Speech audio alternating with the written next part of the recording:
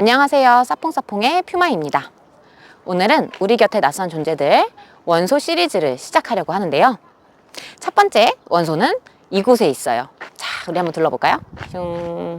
자, 굉장히 많은 것들이 보이는데 이 많은 보이는 것들 빼고 보이지 않는 것들에 우리 주인공이 존재를 합니다. 제가 방금 들이마신 이 공기 속에 산소 다음에 할게요. 이산화탄소 다음에 하겠습니다. 질소예요. 공기 중에 78%를 차지하고 있는 기체, 질소 분자를 이루고 있는 원소, 바로 질소 원소입니다. 자, 우리 곁에 이렇게 많이 있어요. 78%? 어유, 공기의 대부분이에요. 그런데 우리는 질소를 느끼지 못하죠. 냄새도 없고 맛도 없고 색깔도 없어요. 보이지 않죠. 그래서 우리는 질소를 느끼지 못합니다. 그리고 또 우리가 숨을 들이마실 때도요, 질소 들이마신다고 안 하죠. 산소 들이마신다고 합니다. 산소는요, 코, 폐, 그리고 폐의 혈액과 만나게 돼요. 혈액과 만나서 우리 몸을 돌아다니게 됩니다.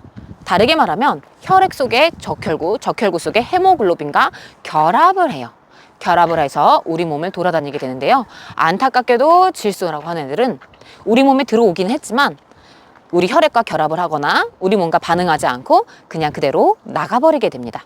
그래서 우리는 질소를 들이마신다고는 하지 않는 거예요. 자, 그렇다면 왜 질소는 우리 몸에 들어와서 그냥 나가버릴까요? 그 이유는 원소들이 가지고 있는 구조에 있어요. 원소들은요, 팔이 있어요. 수소는 팔 하나가 있고요. 산소는 팔 두 개가 있습니다. 질소는 팔이 세 개가 있어요. 그리고 이 원소들이 서로 결합을 하면서 팔을 잡게 돼요. 수소는 팔 하나니까 수소 둘이 만나면 팔을 사이좋게 이렇게 한 손을 잡겠죠.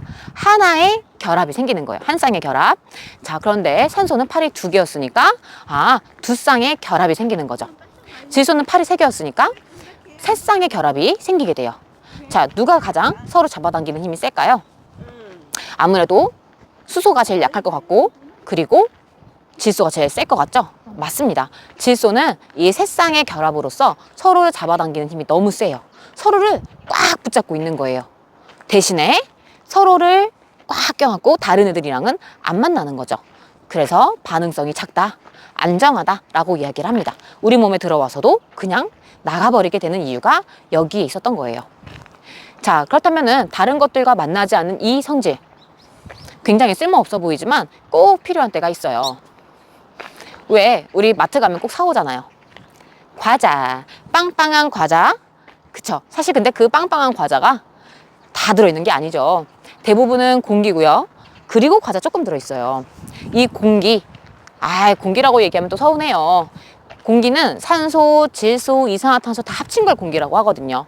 그런데 과자 속에 들어있는 그 빵빵한 것은 공기, 섞여 있는 것이 아니라 질소 하나만 들어있어요. 질소 기체만요. 공기 중에 이 산소나 수증기 같은 것들은요, 과자랑 만나게 되거든요. 그러면 과자랑 만나서 맛도 변하게 하고 바삭바삭한 그 식감도 잃어버리게 해요. 하지만 질소는 과자랑 안 만나니까 바삭바삭함도 유지하고 맛도 변하지 않게 하게 되는 거죠. 그래서 우리는 질소, 그치, 과자를 샀다. 과자를 샀는가, 질소를 샀는가, 이런 얘기들을 하게 되는 거예요.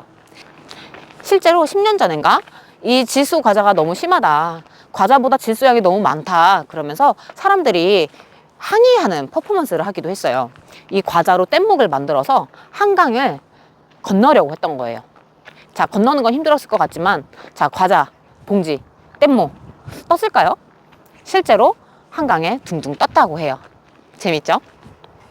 자, 그럼 질소가 언제나 우리 몸에 녹지 않는가? 또 그건 아니에요, 사실은. 잠수병이라고 혹시 들어보셨나요? 깊은 바닷속을 잠수할 때 생기는 병이에요. 자, 우리가 이 공기 중에 있을 때는요, 기체들이 우리를 눌러요. 이 기체들이 누르는 힘, 기압이라고 얘기를 하고요. 뭔가가 우리를 누르는 힘을 압력이라고 얘기를 합니다. 바닷속으로 들어가게 되면 공기 말고도 물이 우리를 누르게 되거든요. 그러면 우리는 힘들어, 막 어깨가 막 눌리고 몸이 눌려서 사실 쉽게 수영하기가 어려워요. 그렇게 우리가 눌려질 때 우리만 눌려지는 게 아니라 우리가 들이마셨던 공기 중의 질소도 우리 혈액 속으로 눌려지게 됩니다. 눌려서 혈액에 녹아버리는 거예요.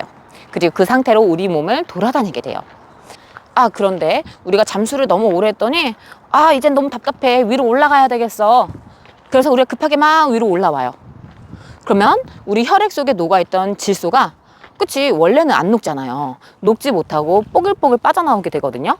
마치 사이다에 녹아있던 이산화탄소가 뽀글뽀글 올라오는 것처럼요.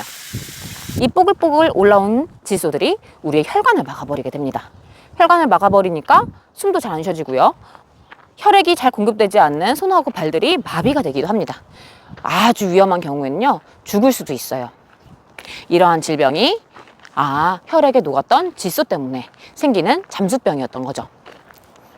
이렇게 공기 중에 많이 있지만 안타깝게도 우리 몸에 들어오지 않는 질소. 하지만 우리 몸에 꼭 필요합니다.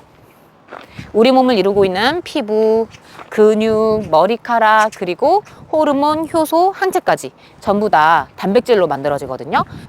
그리고 단백질의 성분이 바로 아미노산입니다. 아미노산의 주요 원소가 탄소, 수소, 산소, 그리고 질소예요. 질소가 꼭 필요하죠.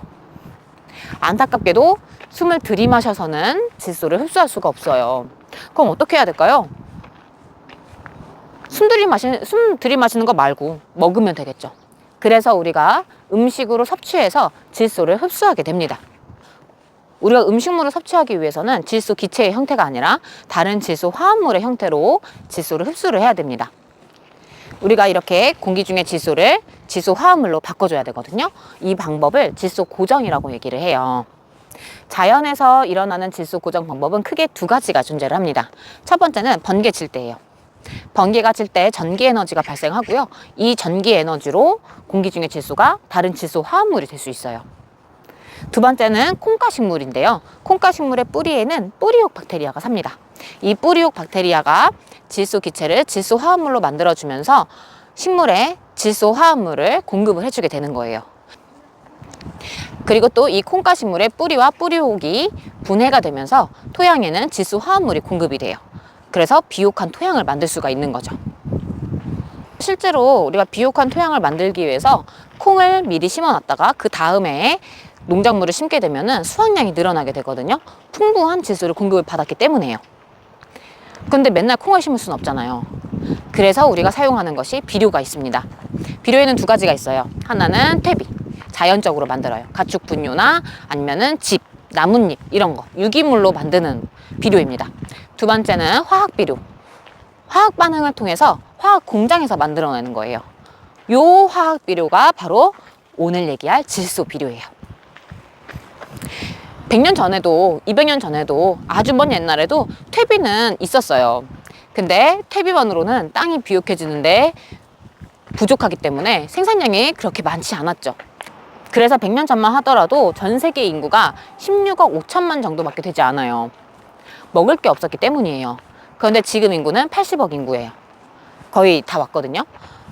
이 80억 인구가 먹고 살 수 있을 만한 식량, 바로 질소 비료 덕분에 성공을 해냈습니다. 1910년에 독일의 화학자 프리츠 하버가 공기 중의 질소를 암모니아로 질소 고정하는 방법을 개발해냅니다. 이 방법을 토대로 지금 질소 비료를 만들 수가 있게 된 거예요. 이렇게 우리에게 꼭 필요한 질소 화합물이 사실은 엄청난 위험을 가지고 올 때도 있어요. 2020년에 레바논의 베이루트라고 하는 항구 도시에서 엄청난 굉음과 함께 땅이 흔들리는 사고가 발생을 해요. 어느 정도였냐면은 200명 이상이 사망을 하고 7,000명 이상이 다치고 그리고 베이루트시의 건물 절반이 피해를 입었다고 하거든요. 엄청난 폭발이었죠. 근데 그 폭발이 지진으로 발생한 것도 아니었고 폭탄으로 발생한 것도 아니었습니다. 단지 항구의 창고 한 곳, 이 창고에 들어있던 고체 질소 비료가 기체 질소로 변하면서 부피가 빵 하고 커진 거예요. 엄청나게 부풀어 버린 거죠. 순식간에요. 그리고 그 순식간에 일어난 기체의 부피 변화로 폭발이 발생을 한 겁니다. 도시를 순식간에 폐허로 만들었죠.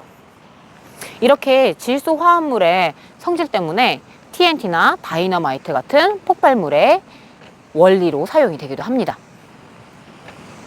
자, 우리 오늘 원소 이야기 첫 번째 시간이었는데요.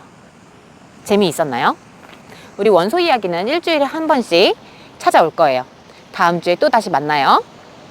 저는 사퐁사퐁의 퓨마였습니다. 안녕.